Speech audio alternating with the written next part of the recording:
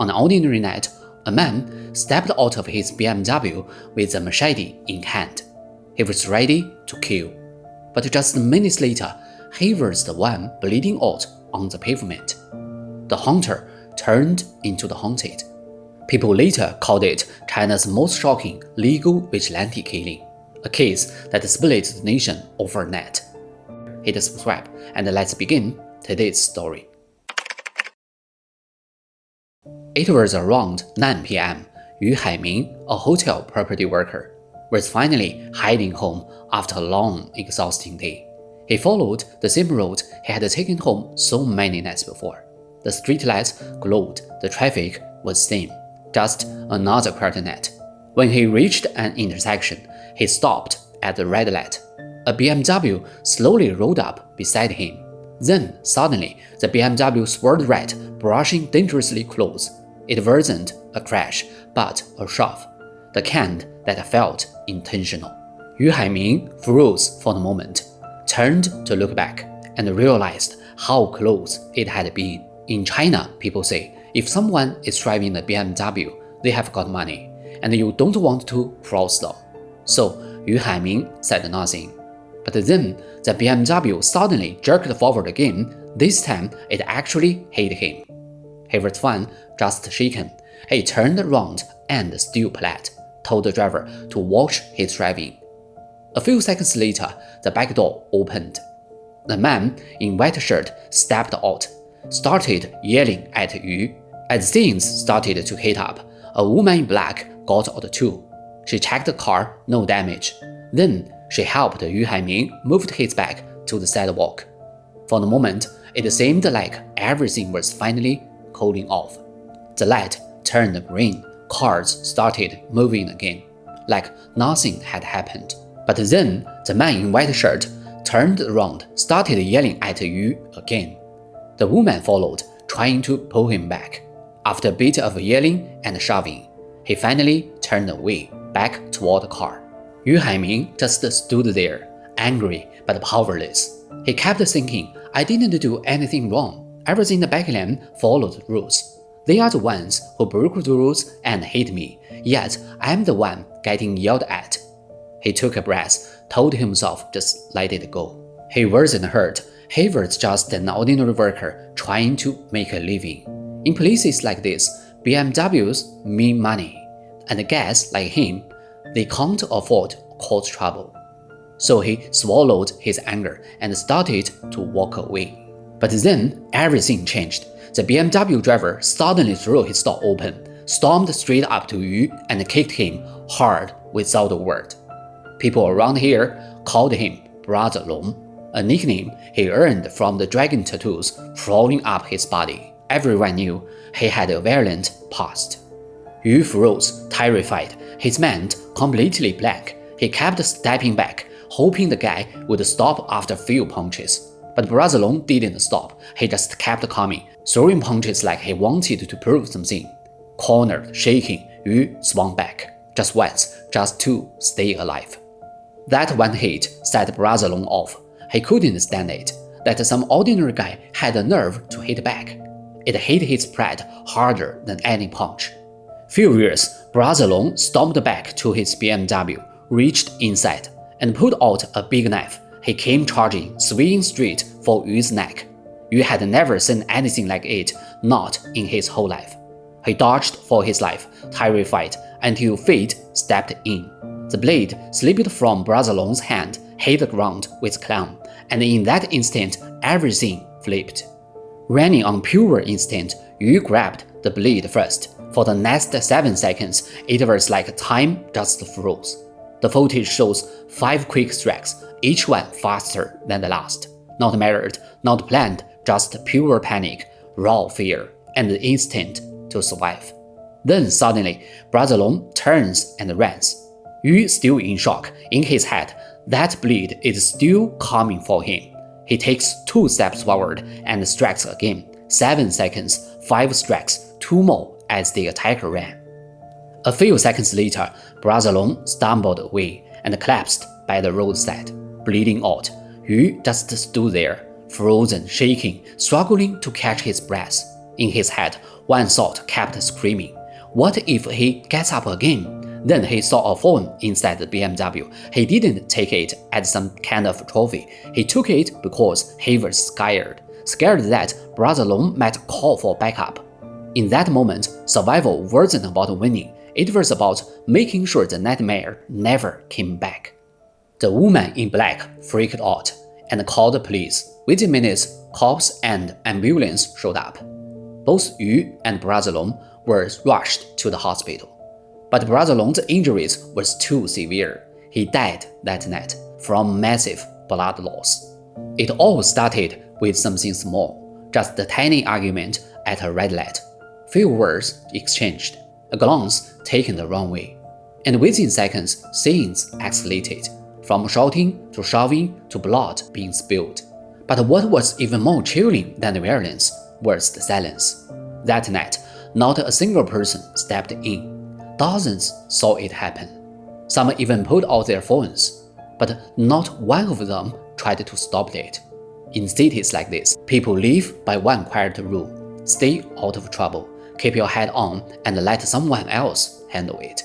The only witness that didn't look away was a camera. Maybe that is what justice looks like today: silent, pixelated, and always too late. And when that footage finally hit the internet, what looks like an ordinary street fight suddenly blew up across the country. To most people, this wasn't just another road rage incident. It was a story of an ordinary man finally stand up to violence. A rare act of defense, a moment of courage in the face of fear. People in China had seen it all: random beatings, reckless attacks, a kind of lawlessness that never seemed to end. But this time, it was Yu Haiming, the one who finally said enough. But soon the country was split right down the middle. The focus turned to one crucial moment. When Brother Long was already bleeding, trying to run, Yu Haiming caught up and struck twice more. Were those last strikes self-defense or revenge?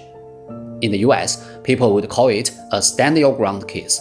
The idea that if someone threatens your life, you don't have to run. In the UK, they would ask something else. Did Yu Haiming use reasonable force? But in China, neither of those rules really existed.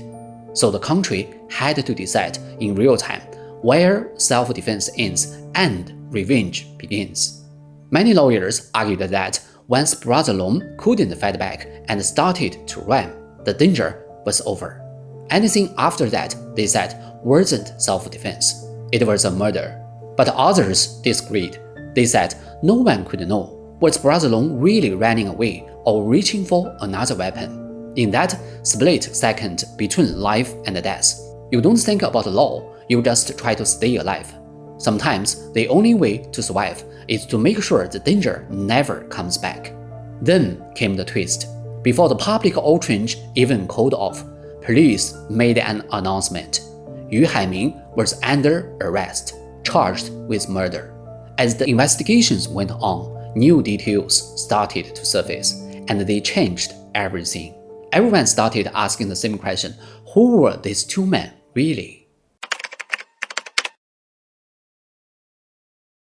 Yu Haiming was 40, a maintenance worker in a small property company. He worked non-stop, barely took a day off, and still used a 5-year-old phone he couldn't afford to replace.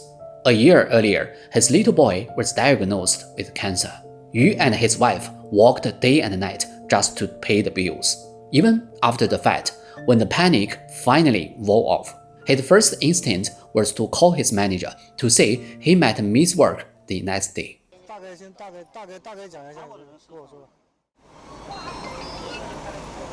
受伤比较严重。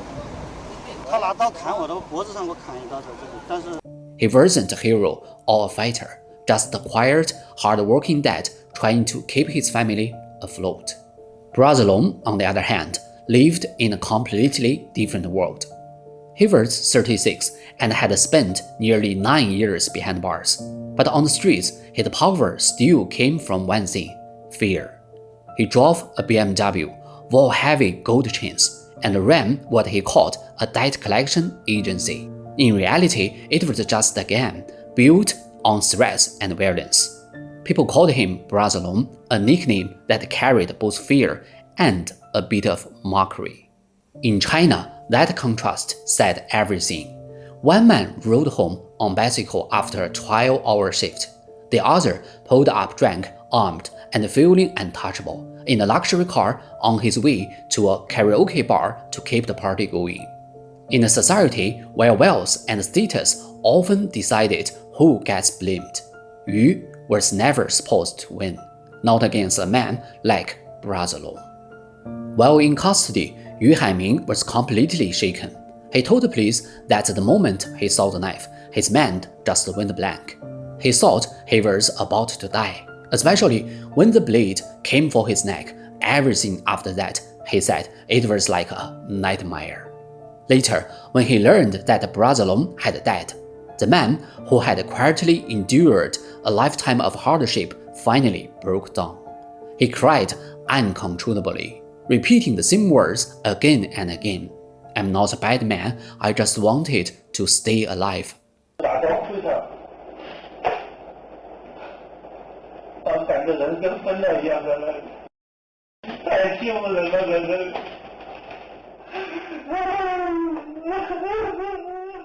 As the debate grew louder, one thing became clear. The public was on Yu Haiming's side. There is an old saying in China: the law doesn't punish the fraud. When millions speak with one voice, even the system has to listen. And under that pressure, police and prosecutors finally made a new ruling. What Yu Haiming did was self-defense, not murder. And after months behind bars, Yu Haiming was finally released, a free man again. When the verdict came out, the whole country went wild. Millions flooded the internet, calling it justice finally served. But for Yu Haiming, freedom didn't feel like victory. After months behind bars, the nightmares never left. The sound of a metal hitting metal, headlights flashing, that blade swinging for his neck. Even after he was cleared, he told friends he still couldn't sleep. Some nights, he would wake up and check the door 3-4 times, afraid of that someone connected to Brother Long might come for him. Justice gave him back his life, but peace never truly returned. What came next was the hardest part to watch. China never changed its laws after this case. No new rules, no amendments, not even an official statement. The verdict that set Yu Haiming free wasn't justice winning, it was the system bending. Just once, under public pressure. And for every Yu Haiming who walked out a free man, there are still countless others behind bars, locked up for doing the same thing he did, just trying to stay alive. They say when the wolf comes, the shepherd will protect his flock, but sometimes the shepherd never comes. And when he finally does, it's only to count the bodies. Maybe this isn't just China's story. Maybe it is something we all live with. How every system waits for blood before it finally listens. If something like this happened where you live, would they still call it self-defense? I'd love to hear what you think. Drop in the comments. And if you want more stories like this, hit subscribe. I'm Richard. This is It Files. See you in the next one.